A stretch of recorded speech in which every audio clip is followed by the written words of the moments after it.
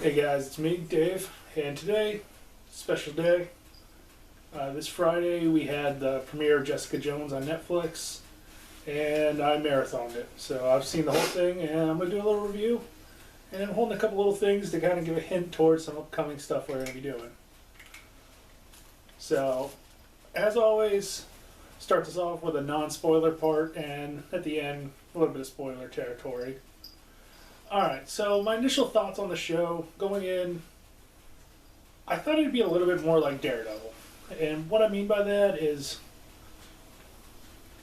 Daredevil felt very much like a gritty show with very grounded characters. And granted, Jessica Jones and Luke Cage and a lot of the characters in this have superpowers. So it's like, I know I couldn't expect like the same kind of grittiness to the fighting, but it definitely felt very different. One of the other things, a little bit of a warning for people that are going to start it up, definitely not child appropriate. There is a lot of sex scenes in this series, which is appropriate to the source material. Be aware, I'm pretty sure it's a mature only title kind of thing, rated mature or whatever. I don't think they rated R for like a TV series, but whatever. So just be aware if you got kids, you know. It is part of the Marvel Cinematic Universe, but it's not like it's going to be something you have to see in order to tie into the movies, or I really don't think it'll ever tie into like Agents of S.H.I.E.L.D. So, I'm trying to think of like the best way to put this. It very much feels like it's set in the universe of Daredevil, but at the same time, it's got its own flavor for good or bad. It's all about how you personally feel about it. I enjoyed it. I didn't enjoy it as much as Daredevil, though, which is kind of a sad thing in that I'm a pretty big Luke Cage fan. So I don't consider that a spoiler. I mean, it came out before they even had like the cast list for the show that Luke Cage was going to be a major part. And if you know anything about Jessica Jones, you have to know that Luke Cage is a major important character. So we kind of got a bit of a taste onto what the next series will be after season 2 of Daredevil, I believe. Will come next, and then Luke Cage, and then Iron Fist somewhere down the line. Yeah, if you haven't checked it out, I'd say watch Daredevil first. If you've seen Daredevil and you like the Daredevil verse, you might like the Jessica Jones movie or series.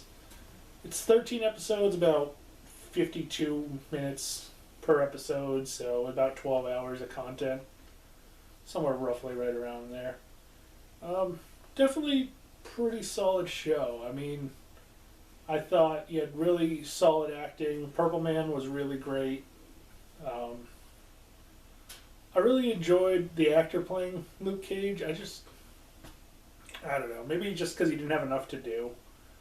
I just didn't really get hyped for it.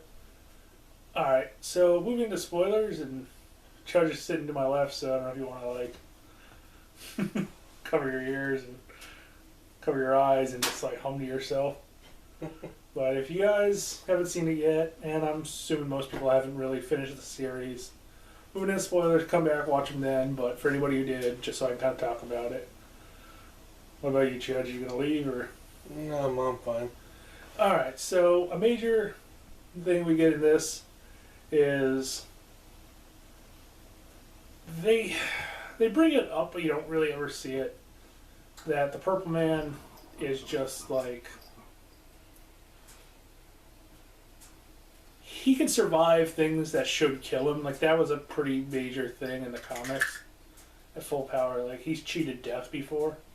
So there's a solid chance that despite the fact we saw him get his neck snapped at the end of the series, he might still survive it. Another major issue that I kind of had was the fight scenes just felt very, I call it CW-esque. It kind of looks like a lot of stuff out of Flash, which I really enjoy Flash, don't get me wrong. But it just really pales in comparison to like the very grittiness that was Daredevil. Like, there was a couple cool scenes I really liked. Luke Cage's bar burning down was a really cool scene where he just walks out covered in flames. I thought that was really good. The stuff with Nuke was pretty cool. I like that. I thought it was a really good reveal. I didn't get it right away, so anytime they can pull that on me, I'm always happy. I thought he did a pretty solid job. Very good chance that he's still walking around. He was recovered, so maybe we'll see him moving forward in the universe. Maybe he'll be in, Luke Cage. Maybe they'll do a season 2 of Jessica Jones. The night nurse stuff at the end, so yeah, it's just to be like, yeah, we're in the same universe, blah blah blah. There could be crossovers. Like, I felt like it would have been far more powerful if it had been like a Karen Page, or like I don't know. Like, she would fit really well into like the Luke Cage, and that Luke Cage and her used to date at one point. So maybe like that's going to be your tie-in. Like, Luke remembers her, blah blah blah. Something happened with Jessica, they're not together anymore.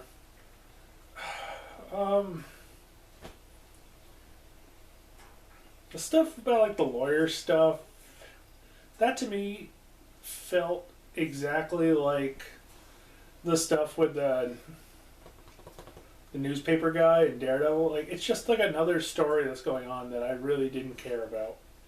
So like, whenever they were talking about that, I was just like zoning out. Like, I don't care. Get back to the story you're telling. Like, maybe it's important to some people, but it just felt like kind of like we had enough side stories going on that we didn't really need that one, in my opinion. Like, it wasn't horrible, but I felt like they could have cut it.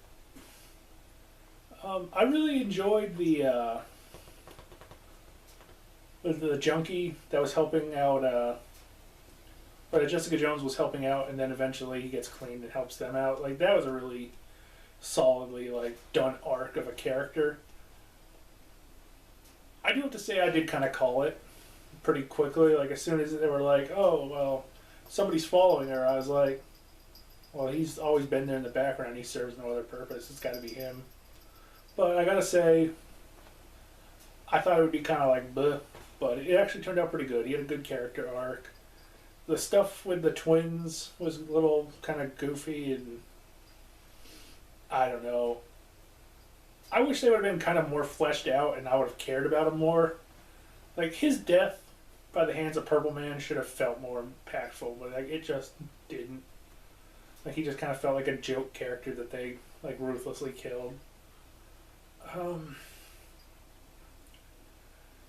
go through like all the actors, I guess. I think Purple Man was easily far and away the star of the series. Like, he came off very creepy, very well like thought out. Jessica, to me, just, I don't know if it was like a writing issue. It just felt like she kept repeating the same things over and over and over and over and over and over and over and over and over and over. Like, she's like, "I'm a piece of shit, piece of shit, piece of shit, piece of shit, piece of shit, piece of shit." I'm like, somebody pull out a thesaurus. Come on. I mean, maybe it had to do with the fact that I marathoned it, where it just felt like that was like a running term over and over and over. I was like, oh.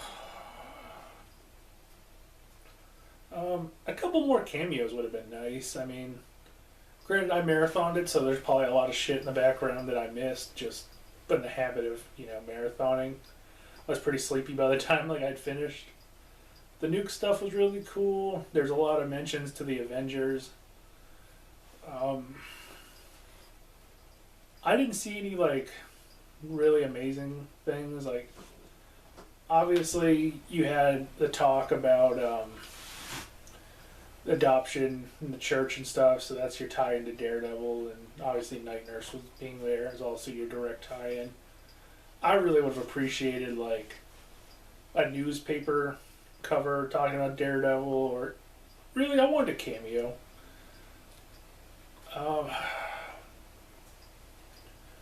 Another one is, I wish Purple Man would have killed somebody I actually cared about. Like, you couldn't kill Jessica, obviously. You couldn't kill Luke. You couldn't kill Trish. But the other guy, like, I felt like he could have been a powerful death. Like, we just didn't really get a good one. Like, Purple Man killed the shit out of a lot of people, and in pretty gruesome ways. But he never killed anybody that, like, you as a viewer are supposed to really care about. And the other kind of issue I had with it was a lot of like Jessica being like, "You did this, you did that," but we never see it. So it's almost like show it, don't say it. I don't know. Maybe that's a thing with ratings because I know rape in movies is considered to be just like one of the hardest things you can actually show. Like I don't know if that would affect their rating. They couldn't do it from Netflix. I don't know. It just like it felt like it needed to be there in order for you to like really hate Purple Man because he come off like such a likable. Like he's a creepy character. Don't get me wrong. But you could like almost identify with him because of how horrible his life has been. Whereas like Jessica just came off very very unlikable to me. Like she was just kind of an asshole for the sake of being an asshole. Like there were scenes where I generally feel bad for her, but all in all, like she would just do stuff that was just like horrible as like a person to do. So I don't know. Maybe I'll watch it through again, see if I can get some more Easter egg stuff like that.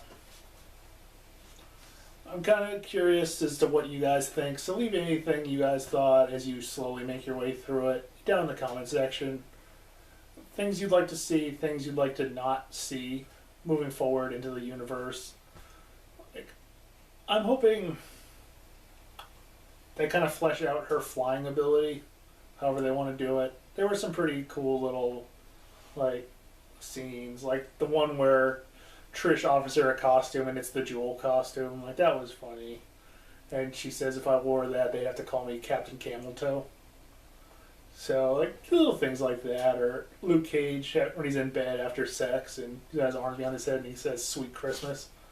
And little scenes like that, definitely pretty cool. I like to see a little bit more of those kind of scenes, just to kind of help me to like these characters, because that was like my major issue. Is Jessica didn't really have a great character. Like, nothing against the actress who played Trish or anything with her, but I just never felt like I could use that character to pull myself into the universe, and I think that's what Daredevil really had with Foggy.